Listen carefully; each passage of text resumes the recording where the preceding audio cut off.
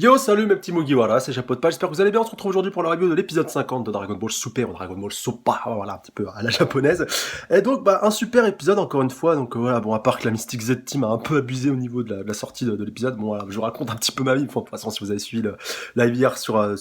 chaîne de Jean-Pierre 15 Review, d'ailleurs, il y avait Nava et puis Darkos qui étaient présents, enfin Darkos dans les commentaires et puis Nava qui était présent voilà, directement. Enfin, il est arrivé un petit peu après, mais on avait démarré hyper tard et tout. D'ailleurs, c'était vraiment super sympa. Il faudra refaire ça je pense très prochainement quand on aura l'opportunité. La possibilité surtout. Du coup, on s'est tous couchés un petit peu tard, voilà, surtout nous, ceux qui étaient présents sur le live jusqu'à la fin, même à la fin, JP c'était un petit peu barré, voilà. Bon, je sais que ça n'intéresse pas beaucoup. Et du coup, durant toute cette journée, j'ai dormi un petit peu, voilà, un petit peu par-ci par-là, un petit coup de 2 heures, un coup de 2 heures, et voilà, déjà, le sommeil de la journée, c'est pas très très bon, on va dire, c'est comparé au sommeil de la nuit qui est un peu plus réparateur, encore plus quand tu dors par intermittence, voilà, je vous raconte un petit peu ma vie, et juste pour vous dire que c'était vraiment infernal, et que voilà, j'aimerais pas trop répéter cette expérience. Mais bon, bref. Au final, l'épisode est sorti, bon, même s'il est sorti pendant le match, voilà, comme par hasard, bon, voilà, en même temps, il n'y avait pas trop de suspense. Au moment où j'enregistre cette review, il y a 4-0, donc peut-être que quand vous verrez cette review, quand le match sera fini, peut-être le score sera beaucoup plus gros et que je suis en train de rater des buts, d'ailleurs, voilà, vraiment, c'est le truc qui m'aurait fait un peu plus enrager. Non, voilà, sérieusement, merci la Mystic Z Team pour la trad, c'est pas grave si ça met un petit peu de temps, tant pis si c'est pendant le match, voilà. Juste pour la finale de l'Euro, s'il vous plaît, voilà, sortez-le un petit peu avant, par pitié. Et puis donc voilà, on va donc débriefer cet épisode ensemble. Alors du très très bon franchement à tous les niveaux, donc pas mal de points qui commencent un petit peu à s'éclaircir, notamment au niveau du mystérieux anneau que Black portait au niveau de sa main, voilà, au niveau de sa main gauche, si je dis pas de bêtises, au niveau de l'index de la main gauche. Encore une fois, si c'est pas ça, vous allez me spammer dans les commentaires. Et au final c'est pas si important que ça. Le doigt auquel il porte sa bague, hein, j'entends bien ça par là. Et donc surtout sur l'affrontement avec Goku, qui au final n'était pas si hypant qu'on aurait pu l'attendre. Voilà, d'ailleurs certains m'avaient demandé dans les commentaires de faire une reaction live pour cet épisode. Au final je regrette pas de ne pas en avoir fait une. Enfin voilà, j'ai un petit peu hésité sur la fin. Après je me suis dit allez, de toute façon voilà, perdu pour perdu, on va faire une review classique. Au final je suis pas mécontent de mon choix parce qu'au final ça va permettre un peu plus expliquer certains points qui auraient été un petit peu le plus dur à aborder en review, voilà, en reaction live tout simplement. Donc on va voir directement avec l'arrivée de Black, donc voilà le gros bordel, voilà Mirai Trunks qui flippe, donc tout le monde qui se pose un petit peu des questions, qui c'est ce Black, enfin voilà, d'où est-ce qu'il vient, enfin, même si Mirai Trunks a commencé un petit peu à le teaser. Et surtout Beerus et Whis qui le regardent vraiment, voilà, qui l'observent un petit peu, qui dévisage de haut en bas, et donc surtout Whis qui remarque donc le mystérieux anneau, donc voilà l'anneau du temps, donc on comprendra un petit peu après pourquoi ils connaissent donc l'existence de ce mystérieux anneau, et puis ça permettra voilà, de faire pulluler pas mal de théories et puis de spéculations par rapport à l'identité de Black, même si moi j'ai déjà une idée bien précise, voilà, il y a certains éléments bien entendu qui ne trompent pas, même si Beerus essaie un petit peu de nous aiguiller sur une mauvaise piste à un moment donné où il dit qu'il n'y a aucun Kaioshin qui ressemble à Black. Voilà, à un moment, faut pas être complètement débile, hein t'as compris là par contre. Ouais, voilà. Non, voilà, je déconne encore une fois, mais il y a beaucoup, voilà, il y a beaucoup de zones d'ombre par rapport à Black, notamment le fait qu'il se transforme pas en Super Saiyajin, donc on peut vraiment se poser pas mal de questions par rapport à tout ça. Donc pour le combat qui va enfin donc commencer, donc Vegeta voilà qui dit parce que dans notre temps Mirai Trunks il avait envie d'aller castagner directement notre cher punaise, notre cher Black, voilà, pour un petit peu s'arrange, donc Vegeta qui lui dit, écoute, calme-toi, fiston, t'y vas pas, voilà, t'as pas le niveau, donc Vegeta, en même temps, il voulait y aller, mais en trop de temps, il s'est fait couper la politesse, pardon, et puis la priorité, voilà. Je fais un petit peu un mix des deux mots, par Goku, donc voilà, qui est parti directement trouver Black. Et surtout, Black, voilà, qu'on apprend un point assez important directement au début de cet épisode-ci, qu'il connaît Beerus, donc voilà, Beerus, peut-être qu'il existe encore une fois dans le futur, enfin, s'il est encore vivant, après, on sait pas combien d'années il peut vivre, vu que je crois que ça se passe 17 ans plus tard dans le futur, en tout cas dans la timeline de Mirai Trunks, donc c'est pas tout à fait la même timeline, enfin, à part donc si les deux timelines ont fusionné, mais bon, là, je vais pas rentrer dans les débats par rapport aux timelines, sinon on s'en sortira jamais. Voilà, puis surtout, ce sera sans queue ni tête, et voilà, sur certains points, ça pourrait peut-être même être infondé, donc voilà, on va oublier un petit peu ça, on va juste parler du présent et du futur de Mirai Trunks. Voilà, là au moins c'est clair, net et précis. Et donc avec ce début de combat assez intéressant donc entre Goku et puis Black, donc voilà, ça a voulu un petit peu dans tous les sens, donc Goku qui va se prendre un gros kikoise de la part donc de Black, voilà, vraiment bien chargé, bien concentré, qui va faire voler Goku à des kilomètres à la ronde, qui va se faire arrêter par un rocher, puis donc Goku qui va un petit peu jubiler et tout, voilà, j'ai vu un petit peu ton niveau, et puis voilà, ça a commencé un petit peu à partir entre les deux, même si Goku l'a combattu qu'en Super Saiyajin 1 durant tout le combat, enfin voilà, c'est ça qui est un petit peu dommage, à part peut-être en Super Saiyajin 2 où j'ai pas vu les éclairs à un moment, encore une fois les puristes corrigez-moi dans les commentaires, et même d'ailleurs voilà, Mirai Trunks en plus qui profite bien de ce point-là à la fin du combat de le souligner, pourquoi est-ce qu'il a pas combattu en Super Saiyajin 3 ou même enfin Super Saiyajin 3, voilà, qui sait pas tous les rangs qu'il y a au-dessus, et donc comme Vegeta l'avait justifié très justement, c'est que tout simplement Goku avait envie de le jauger. il voulait voir un petit peu son niveau, et surtout il voulait pas lui dévoiler toutes ses atouts et toutes ses cartes, quelque part on peut totalement le comprendre, voilà. Mais surtout par rapport au fait que voilà, même Vegeta lui dit voilà, tu vois, même moi je suis beaucoup plus puissant que ça, on a encore des encore des transfos en réserve, et donc bah voilà, c'était bien de pouvoir se jauger, de pouvoir nous jauger, enfin voilà, en même temps Goku et puis Vegeta, voilà, ça se jauge un petit peu en même temps, avec à peu près le même niveau. Quand l'un des deux a voilà, l'occasion d'affronter un ennemi, donc là en l'occurrence c'était Black, quoi. C'était pas mal pour jauger, même si, comme Vegeta le précise, voilà, comme quoi Goku le fait un petit peu tout le temps dans tous ses combats, et que ça peut être assez chiant et assez frustrant, notamment face à Black. Voilà, si Goku était directement parti en Super Saiyajin 3 ou en Super Saiyajin God, peut-être pas en Super Saiyajin 2, ça aurait été peut-être un petit peu radical, mais il aurait pu éclater Black, voire même le tuer sans trop forcer. Bon, alors en même temps, ça aurait cassé tout l'intérêt de l'arc, on est bien d'accord. Mais au moins, voilà, au moins Goku a pu conserver 2-3 atouts voilà, dans sa manche et puis de son côté, et ça a permis un petit peu de jauger la puissance de Black, même si au final on n'a pas vu grand chose voilà, dans cet échange de coups, à part donc celle que je pense que je vais mettre en miniature, donc avec l'échange de coups entre Black et Goku, qui était quand même assez intéressant, assez clair, donc qui a été repris même dans Naruto. Donc à la base je crois que ça vient d'Ashita Nojo, encore une fois, à vérifier. D'ailleurs c'est le chef Otaku, il me semble qu'on avait parlé dans son menu manga sur Ashita Nojo, d'ailleurs n'hésitez pas à aller le voir si vous l'avez pas vu, donc, un manga de boxe voilà, qui est vraiment très symbolique au Japon dans les années 70 quand c'est sorti, voilà, qui a vraiment révolutionné le genre, et donc c'est de là que ça vient, donc voilà, l'échange de coups entre deux personnes, enfin je crois que je sais pas si c'est un nom propre, donc on va dire entre les deux rivaux, deux personnages principaux dans un manga, donc c'est aussi présent avec Naruto et Sasuke dans Naruto, et puis surtout avec Goku et puis Vegeta, voilà, qui était un petit peu l'exemple le plus connu, donc voilà, l'échange de coups de poing, donc un petit peu en même temps avec les deux points qui se croisent. Voilà, donc voilà, pour ceux qui ne savaient pas, ça vient de Ashita Nejo, et merci au chef Otaku d'en avoir parlé dans son menu manga, puis de nous avoir un petit peu clarifié par rapport à tout ça, même si la vidéo qu'il a fait date d'il y a un petit moment maintenant. Et donc bah, ce combat qui était vraiment intéressant, même si au final bah ça va un petit peu se terminer, voilà, il va être un petit peu interrompu assez brièvement, voilà, on va pas voir grand chose, et quelque part c'est tant mieux, voilà, c'est bien qu'on ait eu un petit échange entre le futur gros combat, je pense, de Stark aussi. En tout cas c'est bien Goku vs Black à la fin de Stark là, voilà, le combat, on va dire le combat final de Stark aussi. C'est bien qu'on ait eu un petit peu un avant-goût de voir un petit peu le combat entre les deux, surtout les deux comment ils se jaugent, et puis un petit peu leur comportement vis-à-vis du combat. Donc ils sont assez similaires sur pas mal de points, voilà, même si Black ne s'identifie pas vraiment comme Goku, donc voilà, c'est pour ça que voilà, je pense qu'on va dire qu'il a de Goku que l'aspect physique, et peut-être pas la manière de raisonner, mais voilà, comme on voit comment il parlait des Saiyans, le fait qu'il se transforme pas en Super Saiyajin, le fait qu'il est pas le même ki que Goku, comme je le souligne Beerus très justement durant ce combat, voilà, que son ki est assez noir et puis assez ténébreux, voilà, qui est quand même assez intéressant et qui augmente proportionnellement. Après, on peut encore se poser masse de questions par rapport à Black qui, quand à un moment donné, Goku lui fout un sale coup au niveau de l'abdomen, donc voilà, lui dit ah super, avec la douleur je vais devenir encore plus puissant, donc ça m'a fait un peu penser à Barbe Noire dans One Piece, enfin, voilà, pour ceux qui suivent un petit peu One Piece en parallèle de ça, notamment avec son fruit du démon. Enfin, voilà, je vais pas trop rentrer dans les détails, mais ça m'a fait un petit peu penser à ça par rapport à la douleur et à l'augmentation de puissance par rapport à ça. Et bah voilà, par rapport à Black, ça va être un petit peu interrompu, comme on va le voir un petit peu après. On va le voir déjà dans un premier temps où il va se faire un petit peu attirer par le portail spatio-temporel qu'il a ouvert avec son anneau du temps. Donc portail qu'il a visiblement pas ouvert de son plein gré, qui s'est ouvert un petit peu tout seul. Bon voilà, j'y reviendrai un petit peu après par rapport à toutes les explications de Whis, parce que voilà, j'ai encore une fois une idée bien précise par rapport à tout ça. Donc bah Black qui immanquablement voilà, à un moment donné bah, il va commencer un petit peu à se faire attirer après que l'anneau ait été touché, je pense, une première fois, et une seconde fois quand on va vraiment y avoir le choc des deux points entre les deux, et malheureusement bah, ça va être la main qui sur laquelle voilà, punaise, la main où il avait donc l'anneau du temps qui va clasher contre celle de Goku, et puis du coup bah, ça a activé l'anneau du temps qui va réouvrir le portail, un petit peu le portail dimensionnel, et qui va tout simplement réattirer Black dans son temps. Mais avant de partir, bien entendu, il va entendre parler de la Time Machine. Je sais plus d'où est-ce que ça va sortir, enfin, c'était cette histoire de Time Machine, je sais plus qui c'est qui va en reparler, et du coup bah Black va dire ah d'accord, c'est grâce à ça qu'il a réussi à amener, donc voilà, quand même ça, c'est le chemin a été assez rapide dans sa tête, et puis quelque part bah, voilà, quitte à ce qu'ils arrêtent de me saouler, qu'ils reviennent pas dans mon temps, et ben on va péter la Time Machine, comme ça voilà, ils ont plus du tout de possibilité de pouvoir revenir, et il va avoir le temps donc de balancer un Kikoas pour, enfin plus de Kikoas, plus voilà, si on avait balancé un ou plusieurs, ou alors juste un assez condensé, donc pour faire péter la Time Machine, et donc il a réussi à la détruire avant de repartir dans sa dimension. Et donc j'ai vraiment envie de finir sur Black, voilà, pour pouvoir passer un petit peu à la suite avec les explications par rapport à tout ce qui est anneau du temps et tout, par rapport à Black, donc quand il retourne donc dans le futur. Donc bah maintenant voilà, il est dans un temps donc il contrôle totalement, donc avec plus aucune possibilité pour les autres de revenir, et même lui il a pas vraiment intérêt à revenir, et même comme il le précise, bah il sait pas trop comment, voilà, même lui il le dit, je suis bloqué dans le futur, maintenant je vais pas pouvoir retourner dans le passé, voilà, même si j'ai un anneau du temps, bah je le maîtrise pas, clairement, donc à part s'il apprend à le maîtriser et qu'il retourne dans le passé, je vois pas trop quel intérêt il aurait à le faire, à part donc pour chercher un petit peu la compétition, ou alors faute de combat dans le futur, vu qu'il y a plus de combattants dignes de ce nom, enfin voilà, bon, on peut encore une fois se poser pas mal de questions par rapport à ce point-là, mais c'est vrai que bah, il est tranquille, enfin voilà, il a réussi à conquérir son monde, il est tranquille, pépère dans son futur, donc voilà, limite, maintenant je peux régner un petit peu maître et tranquille,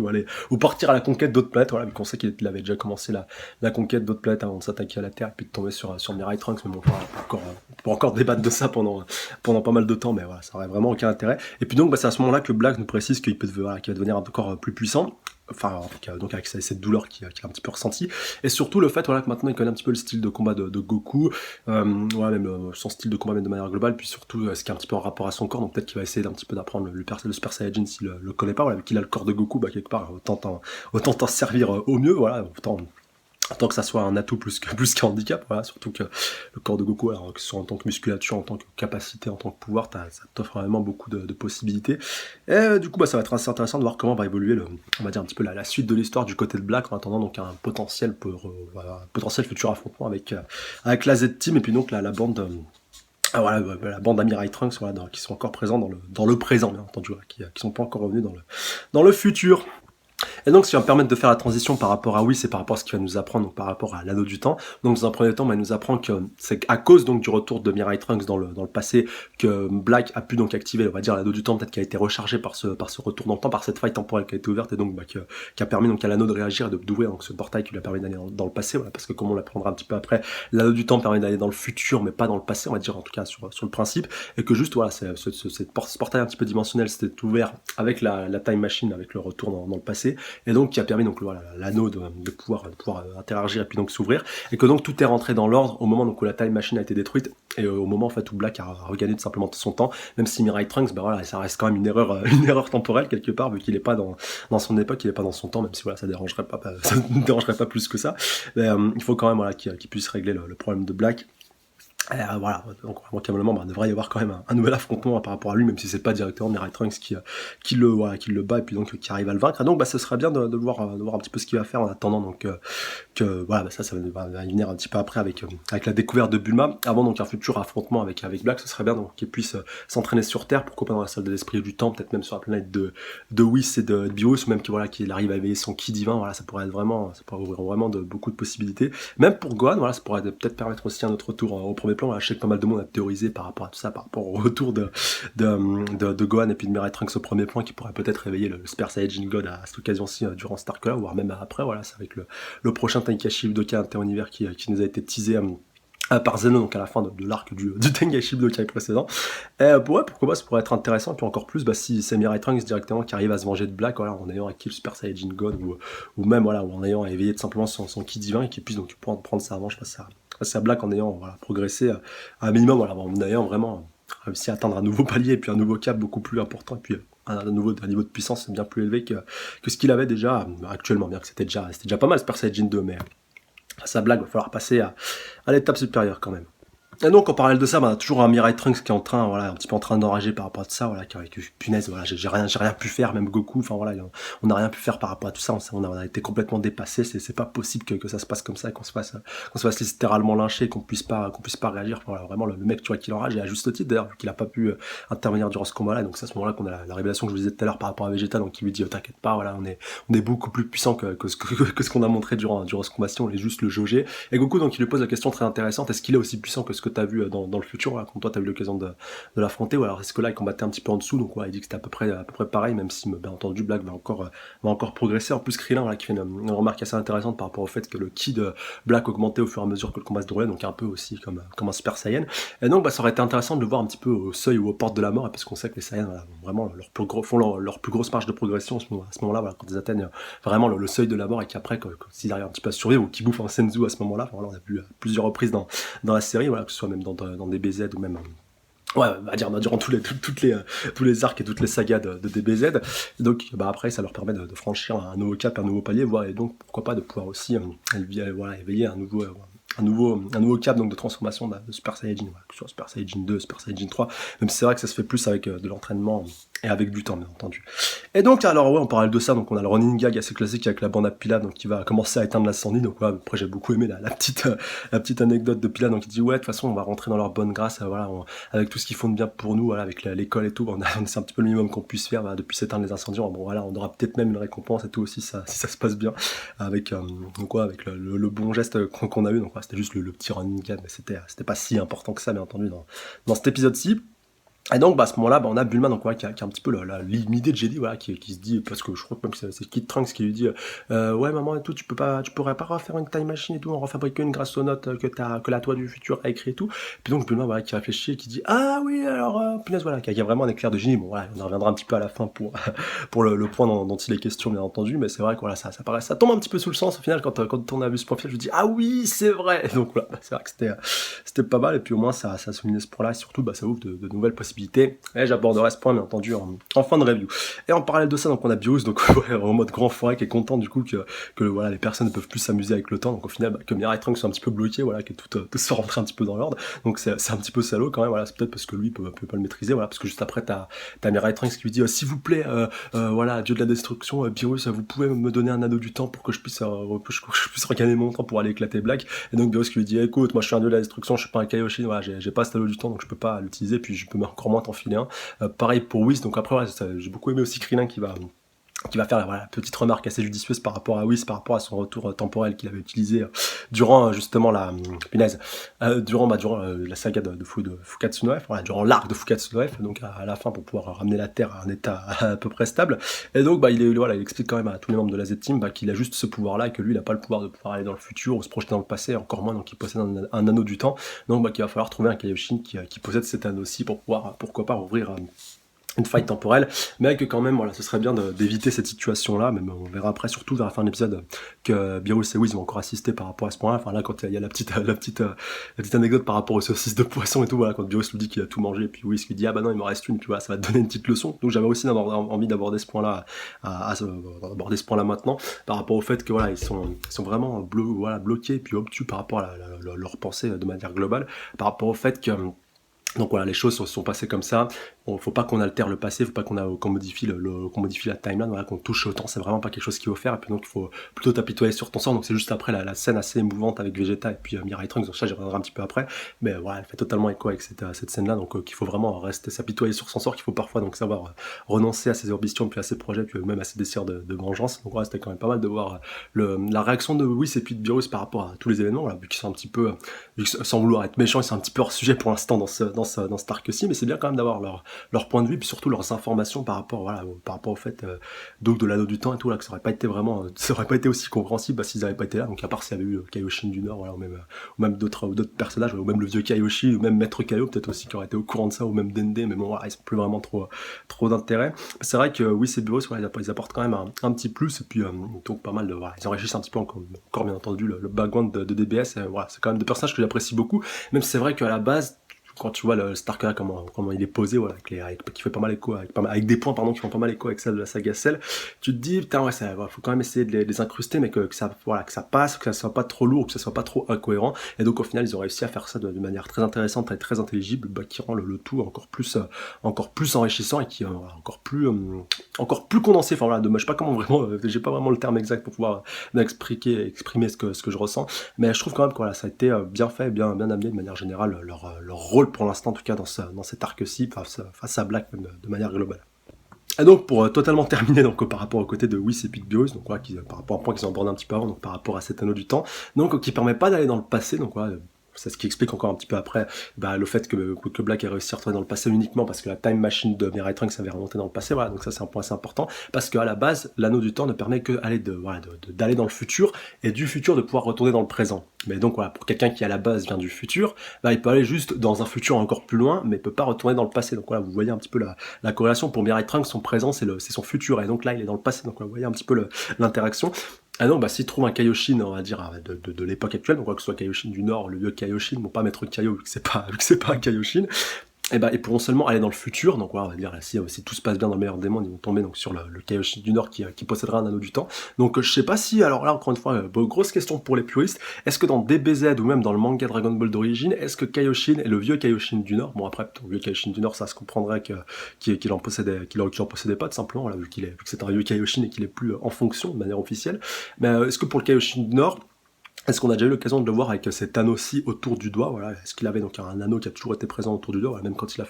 quand il a fusionné, voilà, avec Kibito, si je dis pas de conneries, je dis pas de bêtises, donc voilà, son assistant. Et donc voilà, est-ce qu'il a toujours eu, est-ce qu'il a déjà eu, ou voilà, est-ce qu'il a déjà eu donc cet anneau-ci, ou est-ce qu'il a toujours eu cet anneau, donc voilà, ou est-ce qu'il l'a jamais eu, du coup, bah, que c'est une apparition, donc si jamais Goku et puis ses comparses le retrouvent, en plus, voilà, vu qu'il avait défusionné, si je dis pas de bêtises aux dernières nouvelles, voilà, il avait réussi à se séparer des Potalas, enfin, je crois que, je sais plus si c'était grâce grâce à un vœu des Dragon Ball, ouais, je sais que les deux ils avaient réussi à se séparer. Et en tout cas, voilà, ce serait intéressant de voir s'il avait cet anneau ou pas. Donc, voilà, je m'adresse vraiment aux puristes de la base de Dragon Ball pour savoir si cet anneau était déjà présent au doigt de notre cher Kaioshin du Nord. Voilà, ou si il n'en avait pas du tout, et du coup, bah, ça concernerait plus un autre Kaioshin. Et là, par contre, ça ferait un peu écho avec Dragon Ball Xenoverse. Enfin, bon, j'avoue que ça m'a fait pas mal penser à ça dans l'épisode-ci, avec le Kaioshin du Temps. Ça, par contre, c'est un personnage qui est présent seulement dans le. Enfin, la Kaioshin du Temps, vu que c'est une fille, qui est présent seulement dans Xenoverse, et du coup, voilà, qui pourrait peut-être aussi avoir un rôle assez important. Enfin, je dis pas que le Kaioshin du Temps va apparaître, mais bon, comme on a vu dans